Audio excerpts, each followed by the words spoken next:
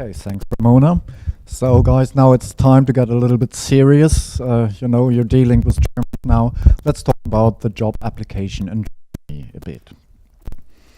So, what do we talk about now the next months? So, first, what are the expectations of German employers for a good application? So, we go a little bit into the detail, what form you should look for, and what facts you should present there. So once again, we talk about the expectations of German employers for a good application that you might send in there. We talking about the way applying for a position, especially about the covering letter and your CV, how it would look like. And we talk about the topic of interviews, job interviews done, for example, by Skype, by phone, or personally. So once again, I want to mention that even here we can support you when you have your cover letter, you want to check up or something like that. The colleagues here in the chat room and in the Welcome Center will kindly like to support you in doing a check-up or something like that. Okay, let's get into the topic. What do German employers expect from you? Let's talk first about language skills. So, even though it's a big variety between whatever working as a craftsman, for example, or as an IT programmer or in technical jobs, it would be a good thing to have some German. So we're not talking about being on a C1 level from the beginning, but at least if you think about relocating to Germany, you should think at the same time of getting some language skills. So it is very important, once again, on what job you apply. If you see, for example, already an English job offer, it might be possible for you to apply in English, but nevertheless, the entire life in Germany is basically founding on German language. That doesn't mean that you can't cope making your life around, but it would be much better to have some German. I wouldn't suggest that you try to deliver a perfect German application without speaking any German. So be authentic at that. I think that's also an important point to mention. So what about English language skills? So if you're from Ireland, for example, like we just heard that some are here, you will not have a problem with that. If you are from other countries, it might be helpful for your job to have some English too, especially, Germany is very export orientated. So whenever you work in companies, maybe in sales or in trade that are dealing with other countries or in logistics, English is pretty necessary. The same you can say for the hospitality industry, for example. We heard there is lots of tourism in Germany too. So if you're longing for a job in that field, it would be very good to have some for English. So employers like to ask you might be something about your job experience. So for the career, what did you do in the past, and what are you up to, and what is your knowledge at the moment? So be prepared for that kind of questions. Just don't make lists. Also explain what did you do on that job. So often enough I saw like applications that are really mentioning the basic companies you worked for in the past, but you didn't really express what was your duty there. So be a little bit prepared if you go for a job in Germany for such questions. What is your motivation to work in Germany? Also an interesting point, I think, and I would always suggest you talk more about what is pulling you towards Germany, not so much what is pushing you away from home, maybe. So maybe you can send some thoughts on that, like what is making the country interesting for you, and we get deeper into it later. What might be also interesting for the company? Why are you coming to Germany? What is your motivation? Then you see on that presentation the point intercultural awareness.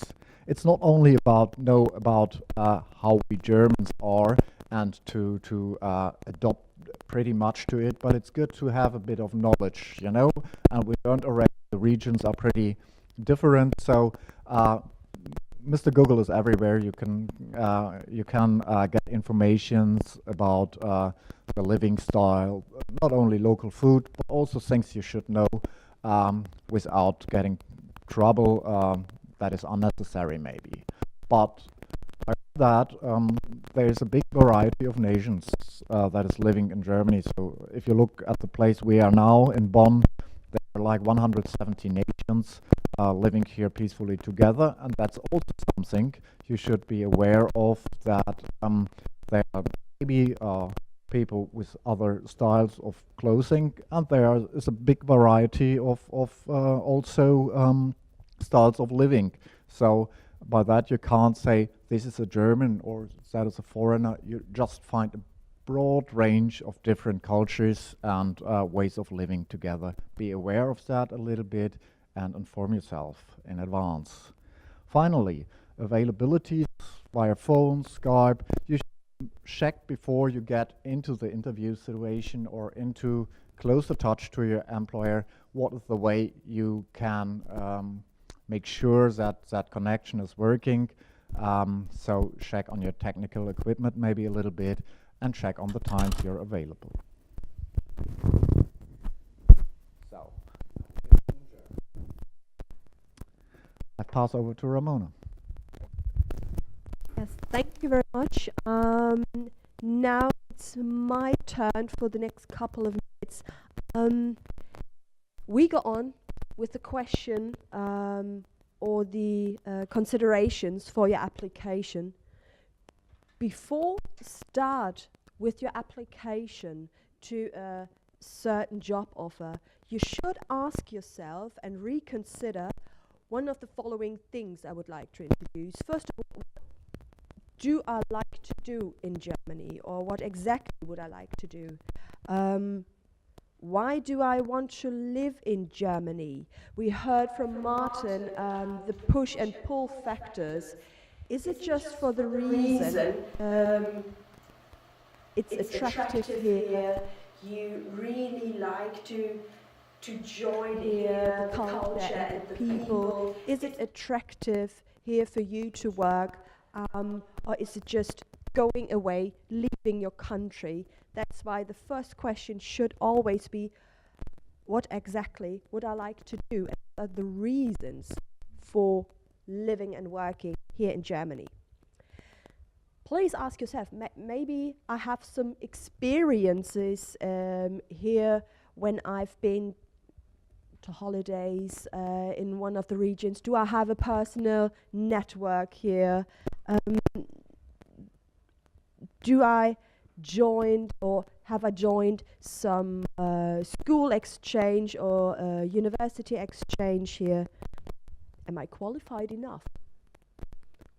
We've seen in this job day today, we've got a lot of job offers, but the employers are interested in qualified stuff, which means that a lot of people applying are asked for a professional qualification. So please ask yourself first, am I qualified enough? Or sometimes ask yourself, maybe I'm overqualified for the job. Please also look at the job offers, what the requirements are. Is it a job for academic stuff, or what are the requirements and steps? Ask yourself about your strengths and weaknesses.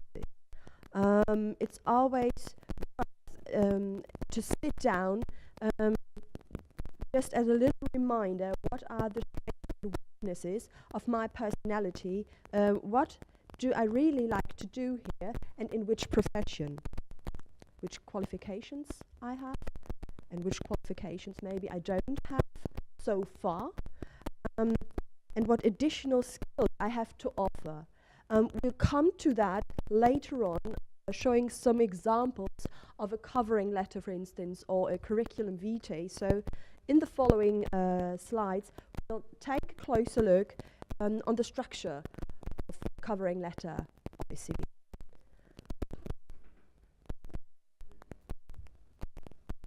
Okay.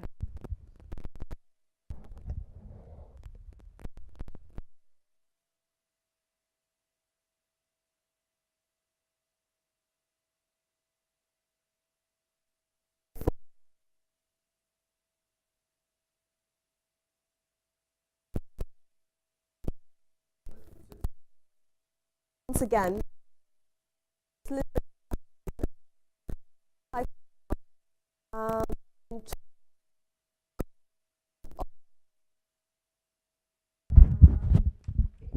One.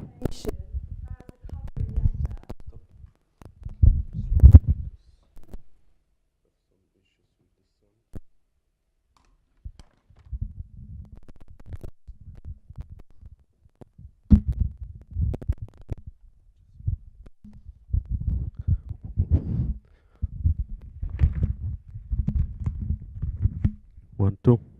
One. One, two. One, two, one.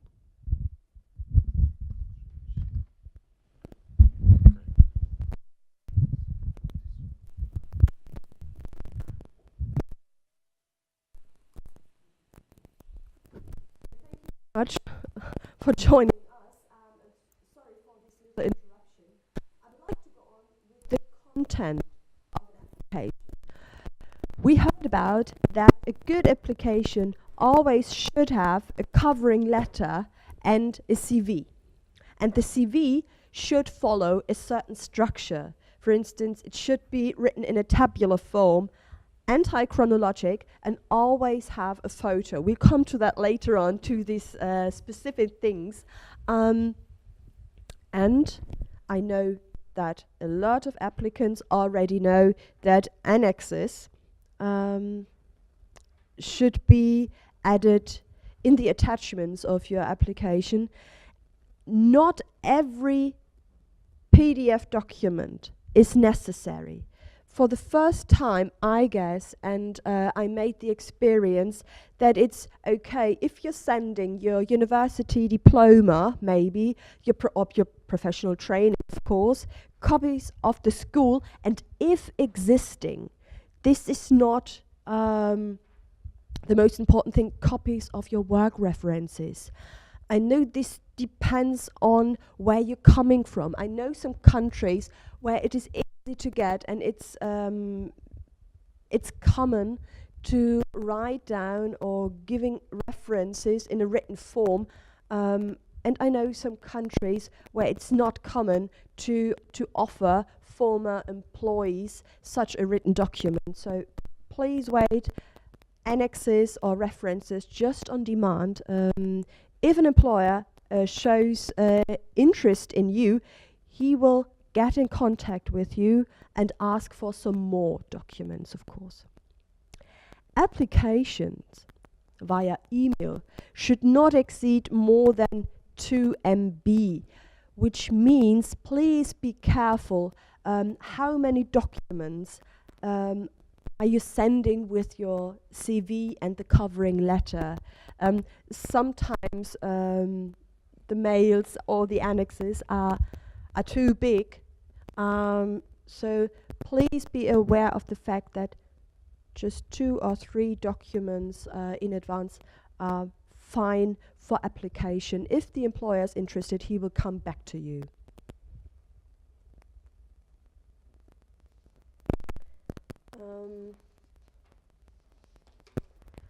I would like to go on with your application. Here in the explanation it said it's your business card, which means the better you prepare, the more interesting it is to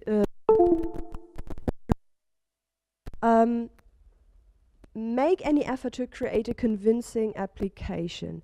Please take that seriously. Please take your time, sit down and reconsider the facts we talk about. Be short and precise. It's not necessary to write down 2 up to 3 3-page covering letter. be precise, but detailed on one page. And your CV shouldn't have more than 3 pages. Maybe sometimes necessary to talk about school leaving certificate. You should start always with the latest updated information about your work experience. That's why please take your time and consider carefully what you would like to mention in your application. Some mistakes in grammar and spelling are accepted.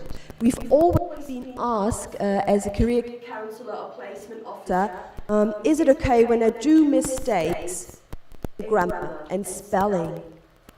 No, it's not. When employers accept applications from abroad, they know that their applicants applying without having a German as mother tongue.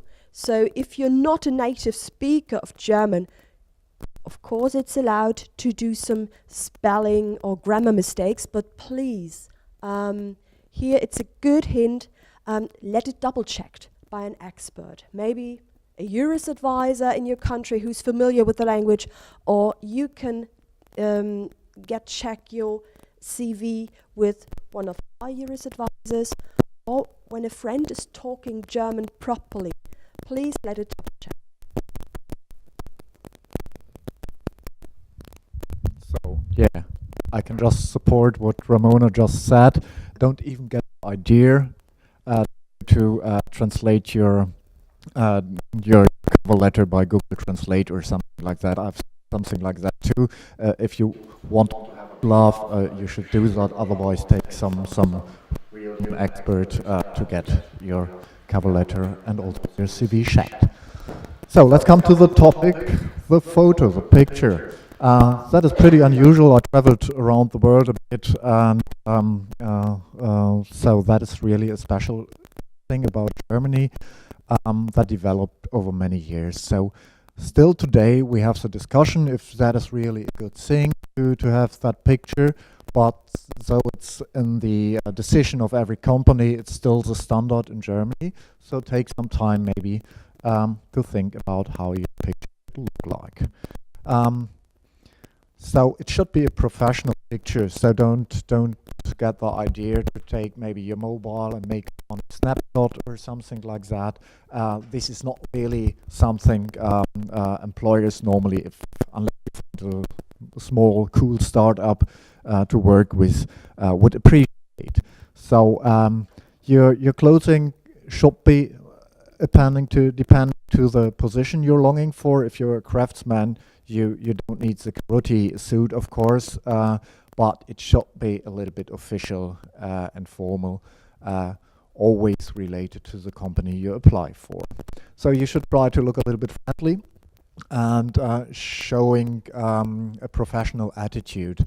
So that means don't grin or smile too wild. Just be open and friendly in that picture. Keep eye contact to the lens of the camera. That what thing to give a good impression. It shouldn't be a picture like whatever on the wanted pictures. So be a little bit natural at the same time. So it can be a black and white picture or a short picture. That is not really the point. But a good contrast to your background, for example, should be something you should think about. So take a bright wall in the background, not so much a wild landscape or something like that. That is something I would suggest. So my recommendation would be take a professional picture at your local photographer. It's not really expensive and you can use it several times for applications. So yeah, I mentioned that in the beginning, no selfies or whatever, party event pictures or something like that. This is something you should avoid. Yeah, Ramona wants to mention one point? Just a short interruption. I know that in many European countries, it's forbidden to send a photo. It's not common in the Scandinavian or even in the Western European countries anymore. We know that. we know that it's not allowed anymore. The diversity management, it's saying no photos anymore. We are a bit traditional in that way, so we take the photo seriously, so please be aware of the facts. Now Martin is going on showing some examples, explaining. These them already. So left hand side, not definitely, but not suitable for an application. On the right hand side, this is also not maybe applying for a cleaner's job, but looking for office that would create. You see a good background, you see the open eyes and the open smile, work in the direction, then you should be fine. So let's proceed to the next topic, the cover letter. That one is following rules. I will give you after that slide here an example, but let's first go through the points that I mentioned here. So if you have the knowledge about the person that is doing human resource in that company, for example, address that person personal. So name it when you address, write the address on top. So you should first then explain what makes you, what made you find the job and where did you find it, and you should explain why you're the best for that position that is offered right there. You should let maybe some knowledge about the company shine through already by mentioning what is what makes you interest into that company especially. So go to their homepage, check around a little bit. Maybe they have a vision and mission or something like that. Read into the company a bit and let them know that you whatever spend some time already on that job application. That means, in other words, don't make a standard application that's everywhere. So it's not wrong with having some parts that you reuse, but for every application you do, make it individual to that company you're applying for. So when you're finally at the end, and it shouldn't be longer than one page, you should make some conclusion words like whatever, let's keep in touch, or how will we go on. So just address how the next step would be. It's good to be a little bit humble, but don't be too humble, because you have something to offer, your experience and your motivation. So let them know that you're really looking forward for an interview. So finally, you can end with your sincerely or mit freundlichen Grüßen. That would be the German saying for it, and with your signature. So write your full name type down there, that the company can also recognize what is your first name, what is your second name. And then you should the enclosures on there. So what are the attachments you're sending, like your CV, like your diploma, or whatever. So Ramona will talk about the CV a little later. If you don't have so many attachments, like we Germans, we collect every paper that we get in our life and put it into applications normally. I know this is not common over Europe. So also to put, you can stop me. Also to put a personal reference would be an opportunity, you know, to complicate a little bit if you don't have a letter saying, oh, this is a great guy. So just put a reference of somebody who could be called or something like that, giving some testimonial about your work before. So promise, I show you now like it could look like your cover letter. So you normally start with your own address and name on top. Follow with the address head of that company you're applying for. Sometimes it's pooling. We can spend a word on later too. Like big companies always do, or often do online application where you put your document. but in that traditional way, do it and just prepares a cover letter a little bit. Then you have the head talking about what is this letter about. Start with different blocks and principally start with different blocks, addressing the person, like I mentioned, writing about where you find that job, what motivates you, and goes down. Keep it simple, to the point. What I would suggest. So now we come to the CV. Ramona.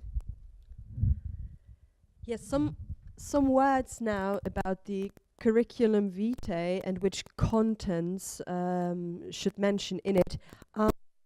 First of all, in Germany, it's common to start with the personal data. Martin mentioned it before. Huge enterprises, the global players, avoid today taking such standard application. Some are using online application without having or without collecting the personal data. We know this, but if you're applying with your CV and a covering letter to small and medium-sized companies up to 250 person, please stick to the recommendations we're giving you today. So that's why you always have to start first with your personal data, naming, first, second name, your address, your date of birth, and even your nationality. Then you should go on with your work experience. And here, it's we call it anti-chronologically. Please start with the latest information, not with the one you did some 10 years ago. So please start with the latest information about your work experience. What have you done in the past 5 years, for instance? Please mention if you have some practical training or internships. Go on with your training, non-academical or academical. Schooling, as we said, it's not always necessary, just for those who haven't got that many work experiences so far.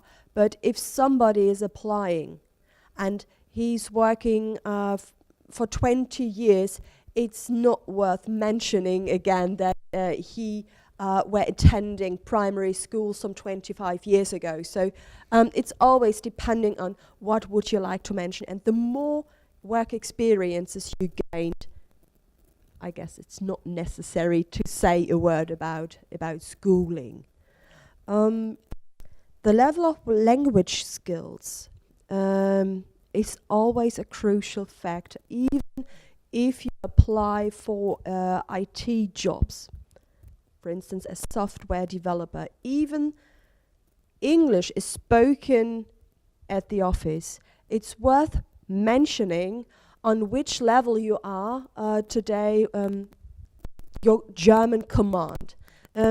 Please mention all your language skills so far, written, spoken, and listening, and for instance, other skills such as computer skills. Do you have a driver's license? What are your hobbies and interests? And please take in consideration just up to 3 pages, not more. It ends with location, date, and your signature again. So you show the employer that you have an updated CV and not the one you have prepared some years ago. So please be aware of the fact that it's always necessary to sign it and with the latest date. Maybe one more point to mention. There's always a discussion about gaps in your career or something like that. You might have had an experience like that. You were unemployed, you got mother, whatever, spent some time at home, or you traveled to work. So try to think about that, how you can fill that in CV, because there are sometimes you find in companies little Sherlock Holmes checking really, and they think like, what happened between August 2012 and February 2013, for example. Try to make it a round thing and mention that periods with positive statement why you did that or that one. And that might be job search, that might be orientation, that might be a family time or something like that. It's not a mistake to mention that, it's a mistake to leave it. Thank you. I promised examples as well, and here it reminds me of the Europass format. It reminds me of the Europass because it starts with the work experience, then it leads to the education, maybe university studies and so on. In the first section, as I mentioned, always put your personal data in it and your photo. The Europass format leaves the space for a good photo, and please remind that this photo shouldn't be a personal photo, but a serious one. If you go on maybe the second page, you see high school education, language skills. What are your skills when it comes to computer? Do you have any hobbies or interests? And please don't forget, as I mentioned, in the bottom of it, signature and the date. So if you like to have an example, please go and click on the page of the Europass.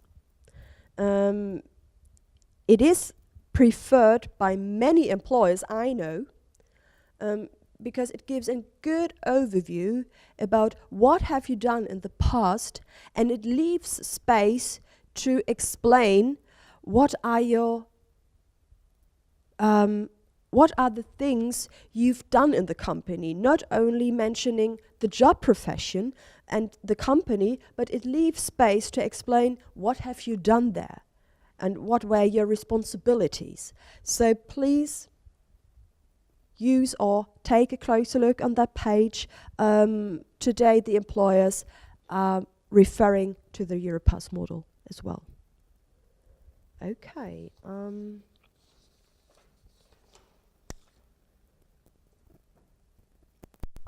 Now we go on with the job interview. Yeah, so we don't want to scare you, so just relax, we're just trying to give you some hints now. So now it comes to the worst, you got a job interview or an invitation for it. So let's go through it. What might be typical questions for interview partners on a job interview?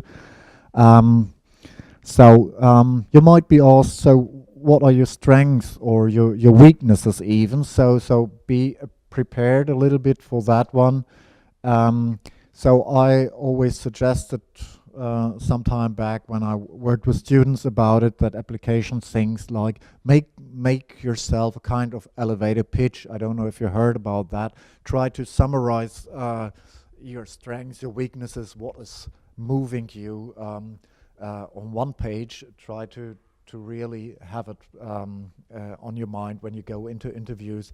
That makes you very authentic, and you can prevent many questions maybe that might be asked later if your first presentation, self-presentation, is not so convincing. So be prepared in advance to that, and you can ask yourself what are weaknesses, and you shouldn't say, I'd like to sleep until 11 in the morning. Whenever you describe a weakness of you, it should be something like that can be turned into an advantage maybe again. So think about that a little bit, you will surely find some points. So how would other people describe yourself? Also a typical question you can face. That is always good to show your future employer that you have some self-reflection maybe on yourself. So then the question again, why do you want to work with this company or in Germany? We had that point already, so I keep it short.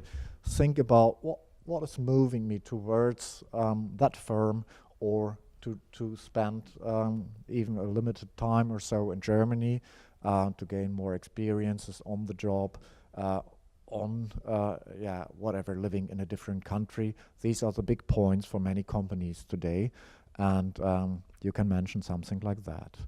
So, what might be another question might be whatever, what was my least successful project, my biggest failure, or my most successful project. That is similar to that strength-weakness question.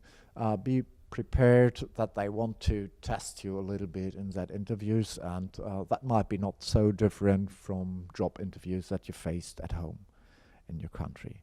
So then again the question, do you know anything about our company? So what is the vision and mission? What are we producing? What makes us special? Maybe do we have especially family-friendly programs or something like that? Is that something that you are attracted of?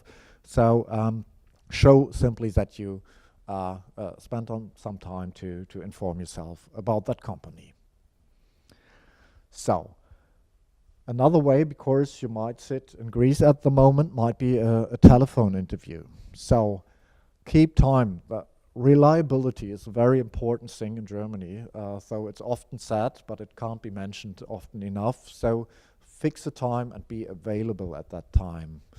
You should also find a suitable location, so don't make that job interview sitting on the couch or being in bed.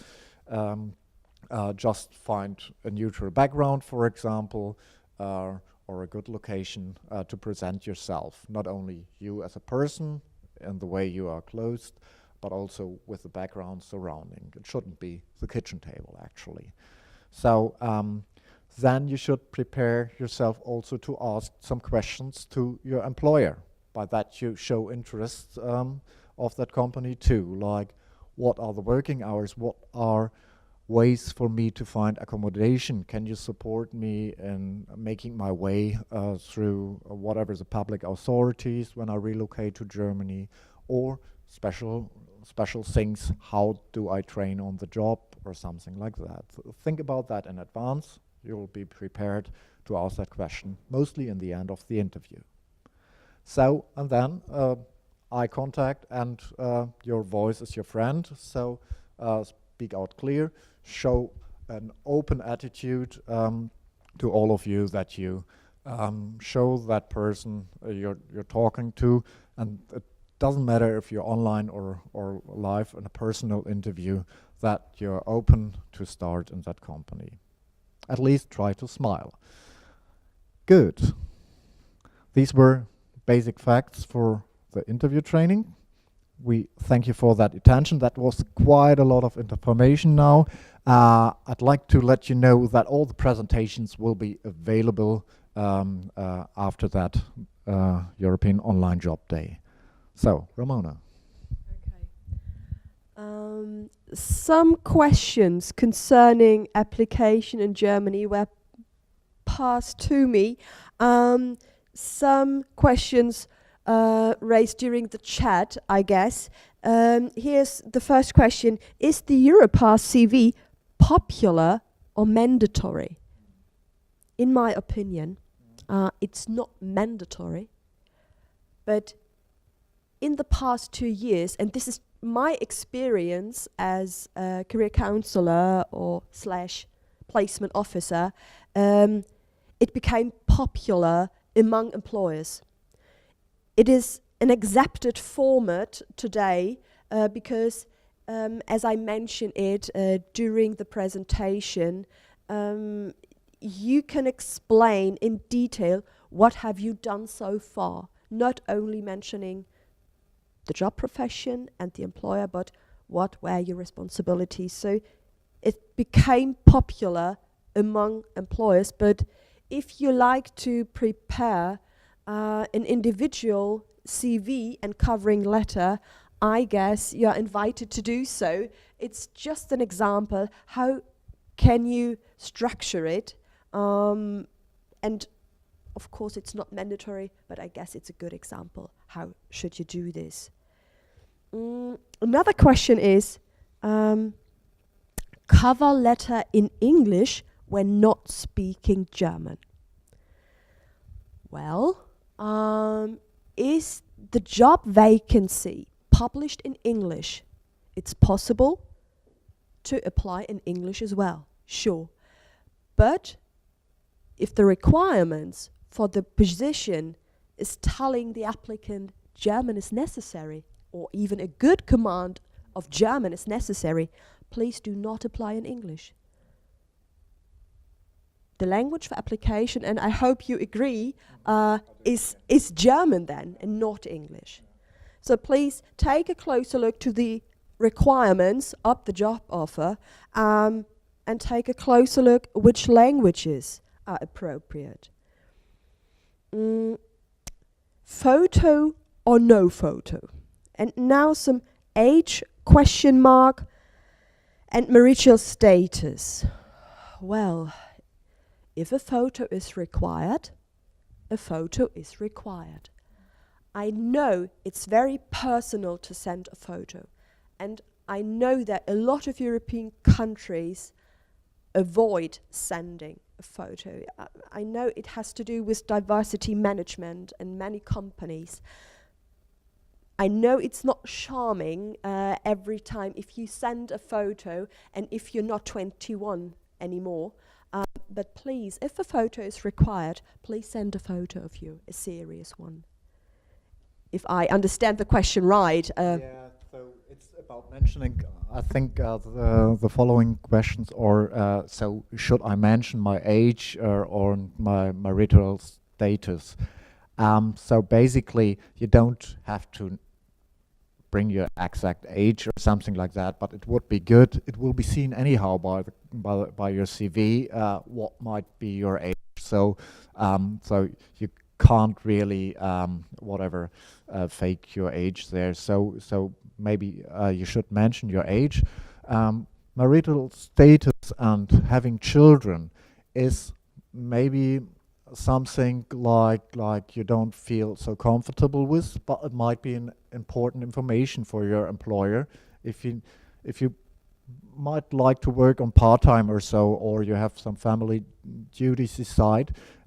So always think positive about it, like you want to find a perfect match. You know, you're not moving all the way from Spain to Germany and then find out that you're not fitting together with your employer anyhow.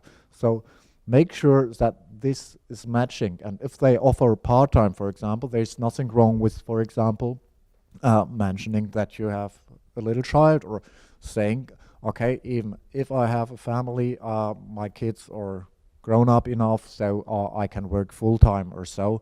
That helps a lot to create a good climate between your future employer and yourself. That is my opinion on that point. Maybe according to the marital status, in the past years, I guess this wasn't a crucial part in a CV. I know this from the 90s, let's keep it like that. When I applied, this was a fact to mention. Yeah. But nowadays, it's not popular anymore to talk about if you're married or divorced. I guess this is not as important as it was some 15 up to 20 years ago. So if you're fine giving your date of birth, your name, and maybe your age, if necessary, it's not important to talk about the status or even your confession. You know, so we can keep it like that. Another question was, is this a trend, a two-stage recruitment, detailed infos in the second phase? Maybe I'll start and you can you can add. As an experience in my work, yes, there is a trend to a two-stage recruitment. At first, you're sending the hard facts. You're sending your covering letter and your CV. And in the second phase is when the employer is accepting these hard skills. You'll always get the chance to fix an appointment, either for a Skype interview or a telephone interview, or you get an invitation for an assessment center or personal interview. I guess this trend is going on. Yeah. So maybe the situation we talked about demographic change and all the topics behind it. That means time is working, of course, for employees on the long term. Nevertheless, today you still find many attractive jobs, and you have to see that there may be many applicants on that job. And that's why you often have that pre-selection procedure in Germany, that you first send in and show these are my hard facts, in fact, and that's how I can prepare a paper. So be keen on the form and all kind of stuff. And in the second turn, you show about your personality more in a direct interview. So that is pretty much the way how it works till today in Germany. Yeah. So the last question for us is the question raised about speculative candidature. So in German, Initiativbewerbung. Yes, it's possible. Due to my opinion, yes, it's possible to send speculative candidature, but you have to prepare very well. Please don't send a standard applications to every country you know due to the yellow pages. Please prepare yourself very well if you're sending a speculative application to one of your favorite companies. This includes take a closer look who's responsible in the HR section, who's the human resources manager, which profile does the company have. Don't send just because you're coming from the IT sector to any company you know from the IT sector, a standard application. Please do it the way Martin mentioned. Prepare yourself which profile is required and in which field the company is working for.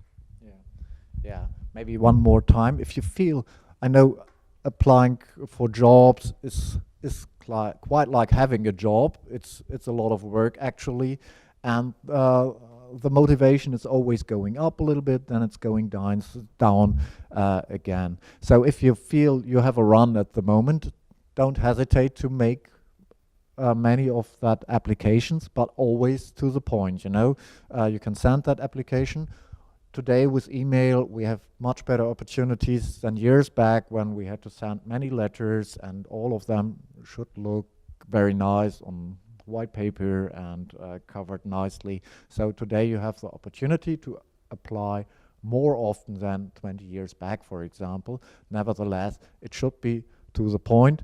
And if you get the feeling, okay, on the company's homepage is not a big part of vacancies at the moment, just don't expect a response immediately, and maybe you mention like, please put me into your pool.